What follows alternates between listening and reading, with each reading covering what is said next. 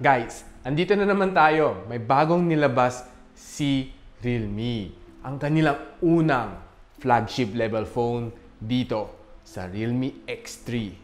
Alam mo guys, actually hindi na bago tong processor niya, no? Ang Snapdragon 855 Plus.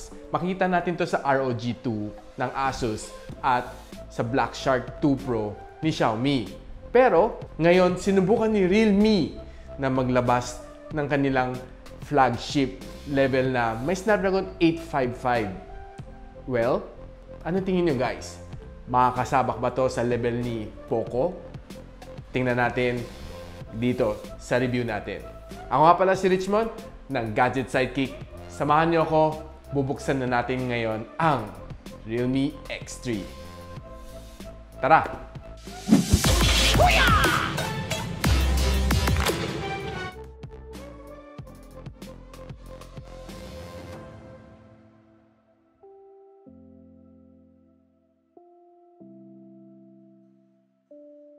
So makita natin, no, nothing special man sa box ni Realme X3.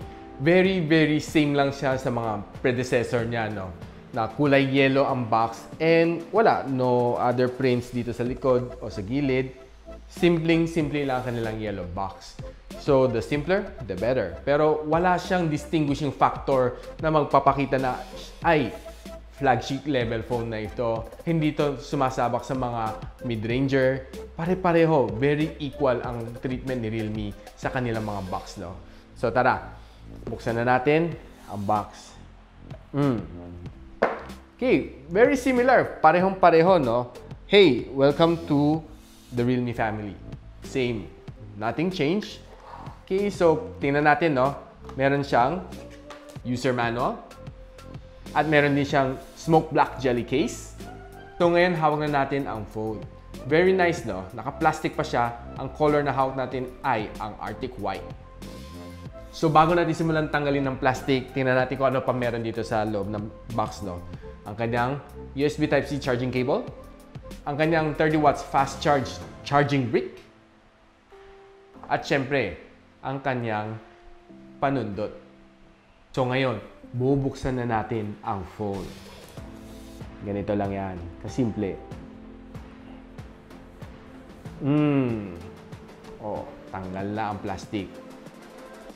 Yun. Uy, maganda ah. Ang kanyang Arctic White. Hindi ako fan ng mga puti, no? Pero masasabi ko dito sa puti niya, yung Arctic White, social. Maganda siya, no? Honest speaking naman. Hindi ako talaga fan ng mga color white, pero medyo kaakit-akit naman ang kulay niya ito. Yan. So makita natin sa ilalim, meron siyang SIM tray na kaya mag-host ng 2 nano SIM, microphone in, USB Type-C charging port, at ang kanyang loudspeaker. So sa kabilang side, meron siyang power button / fingerprint scanner. Pero uy, teka, ba't parang sumasabit daliri ko? Parang hindi masyadong pulido gawa niya dito sa kanyang power button. Pag nagsislide ako pataas, parang sumasabit at natutusok ang daliri ko. Oh. Kasi medyo umbok siya at hindi niya nilinis ang mga kanto-kanto. So hindi masyadong pulido ang gawa niya sa kanyang power button. Unlike dun kay Redmi Note 9S, swabing-swabe, halos parang wala kang masasalat. Dito, salat na salat mo talaga siya, oh. Dalagang nakaumbok. Tapos, sumasabit pa ang aking balat. Sa taas, meron siyang noise cancellation mic at sa kabila, ang kanyang volume rocker. Sa likod, makita mo ang kanyang 4 na camera. Ito ay kanyang 64MP wide lens, 12MP na telephoto lens, 8MP na ultra-wide lens at kanyang 2MP na macro lens. At syempre, sinamahan pa kasi siya ng kanyang LED flash and nasa ilalim ang kanyang Realme logo. Sa harap, meron siyang 2 selfie camera na punch hole. So, meron ditong 16MP na wide lens at 8MP na ultra-wide lens. So, yan ang kabuuan ng Realme X3. Ang kanyang screen ay 6.6 IPS LCD 120Hz screen refresh rate at Corning Gorilla Glass 5. Sa likod, glass din siya, no? Di ko lang alam kung anong klaseng glass. Pero sa gilid niya ay plastic frame. So makita natin sa screen, no, pag ni-swipe ko left and right, responsive naman siya, no? Just the way it should be. Siyempre, flagship level to eh. Bad trip naman kung lag siya, di ba? Tingnan na natin ang kanyang score sa Antutu benchmark. So meron siyang 492,000 points. Halos ka-level na ng mga Black Shark 2 Pro na same processor. More or less nandun siya, no? Borderline magfa 500 or lagpas kunti ng 500. Okay na okay yung score niya. So CPU, 135. GPU, 181. Memory, 92. UX ay 82. So, tingnan naman natin si i22, no? Binigyan siya ng 241,000 points at ang kanyang accuracy ay 22,000.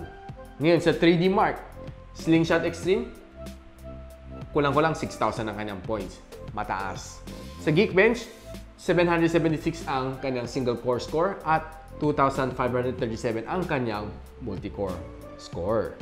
So, guys, tinry natin i-stress test ang kanyang battery, no? So, binigyan siya ng PC Mark ng 12 hours and 54 minutes. Kulang-kulang 13 hours ang kanyang kayang i-endure sa loob ng kanyang 4,200 mAh ng kanyang battery. Which is, medyo impressive na siya, no? Considering 4,200 mAh yung kanyang battery.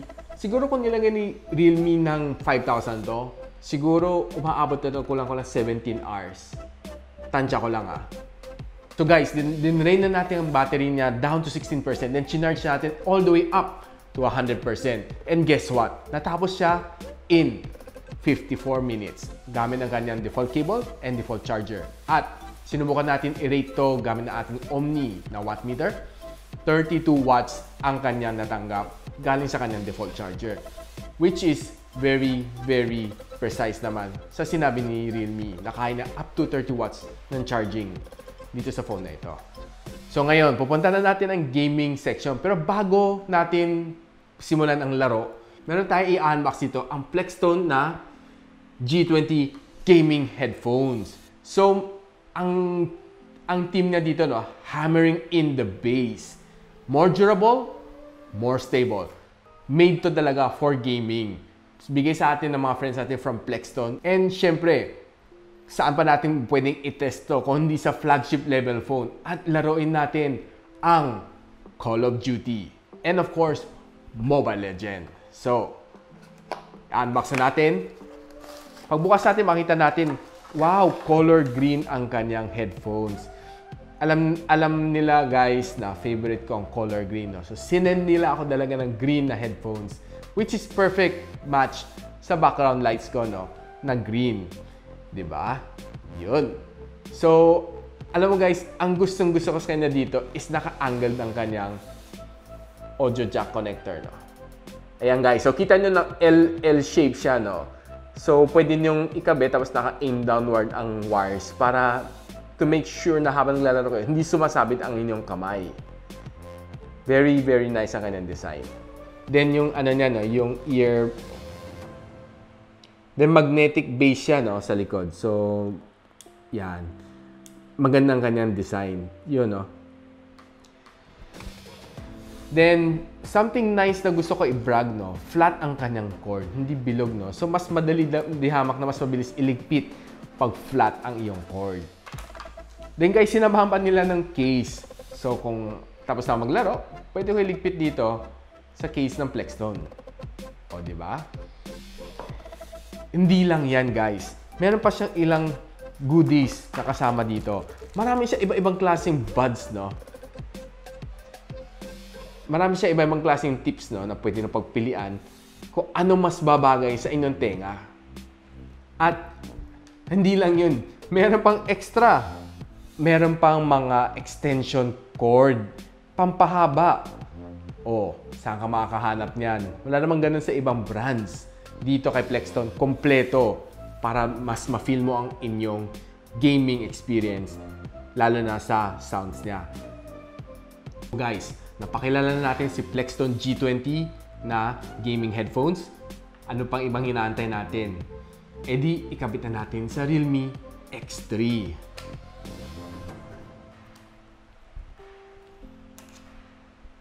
Teka, nasaan ang audio jack nito? Oo nga, no? Walang audio jack. Teka, parang wala naman tayo na unbox nakuhang adapter ng USB-C to audio. Hala, tinipid ni Realme. Ano ba yan? Nakaka-disappoint Teka, hindi dapat mangyari yan Tara, hiram tayo kay Xiaomi. What? Ito galing sa Mi 10 Pro ko. Ang ating USB Type-C to audio jack na adapter. So, ang gawin natin, kakabit lang natin dito. Then, boom. Di ba? Saktong-sakto. So, syempre, kailangan natin ikabit to bago tayo maglaro ng Mobile Legends.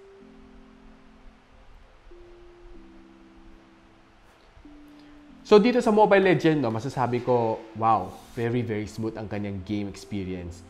To be honest, halos wala ako na feel ng lag or frame drops, Siyempre, expected naman yan sa Snapdragon 855 Plus. Swabing-swabe ang aking experience dito sa game na ito, So, ngayon, punta naman tayo sa Call of Duty. Dito, guys, masasabi ko sa inyo, halos wala ako na feel na frame drops. Wala din ako na feel na skip na frames. And, dire-diretso aking laro dito sa game na ito. Maganda naman experience ko dito sa Call of Duty sa Realme X3, Though yung hindi ko lang natitripan dito ay yung dalawang butas sa aking screen. Yun ang dalawang punch hole na selfie camera ni X3. Pero other than that, okay na okay ang kanyang screen, Hindi ko lang masasabi na dahil IPS LCD siya, medyo hindi ganun kaganda. Pero 120Hz screen refresh rate naman, nagko-compensate naman siya. Well, syempre, could have been better kung sana Super AMOLED siya. Nasa 20 plus, nasa flagship level na nga siya, Yun na lang ang kulang na hindi sinama ni Realme dito. Kung hindi, perfect na siguro ang phone na ito. Ngayon guys, magko-comment na ako dito sa headphones ni Plextone G20. Masasabi ko, maganda ang experience ko sa kanya, Yung bass niya, okay. Pag bumabaril na lalo na sa Call of Duty, maririnig mo malutong yung mga gunshots niya, Talagang parang feel mo nandun ka sa game, nandun ka mismo sa barilan, talagang ang lutong ng tunog. So, masasabi ko sa inyo, magandang sounds nito, hindi siya tunog lata. And best of all, yung panonood ko ng YouTube, panonood ko ng mga videos, mas mafe-feel mo yung ganda ng sounds. Lalo pag nagsi-sound tripping ka, okay na okay ang kanyang headphones, si Plextone G20. Guys, marami nang nagsasabi sa akin na so-so ang camera ni Realme X3. Pero ako, I think, tama si Sulit Tech Reviews. Maganda namang camera niya. No doubt naman na itong mga shots ko sa outdoors, lalo na sa mga greens, ang tingkad, ang ganda, ang sharp. Lalo na dito sa mga kahoy, Ito, makita nyo, nung pag zoom ko to sa PC, makita ko ang ganda. Kitang-kita ang kanyang details, So, sa camera, masasabi ko, okay ang kanyang camera sa outdoors. Ngayon, pasyalan naman natin ang indoors. So, nag-try tayo kumuha ng mga food shot, sa Starbucks. So, makita na natin itong food shot, low light, at tinry ko pa siya mag-bokeh. So, makita natin ang effect niya. Para ang sarap ng food na ito. Then, sa mga ibang indoor shot, ayan, makita natin, okay naman siya. Then, sa selfie camera naman, sa kanyang 16MP na front shooter, very, very crisp naman ang kanyang indoor low light shot. Yung nga lang pagdating sa outdoor, pag against the sun, makita natin parang hirap siya, namumuti ako. So, nasisira ang picture pag kaharap mo ang araw. Then guys, tinry natin ang kanyang 60 times zoom. Since sinabi nila si Realme X3 may Superzoom, so tinry nga talaga natin, So, tinry ko i-zoom dito sa cell site. Then, eto, pakita ko sa inyo. Ang 1x, 2x, 5x, 10x, 30x, at 60x. Ayan, masasay nyo guys. medyo hindi siya nag-pixelate no, after 60x, which is very, very surprising.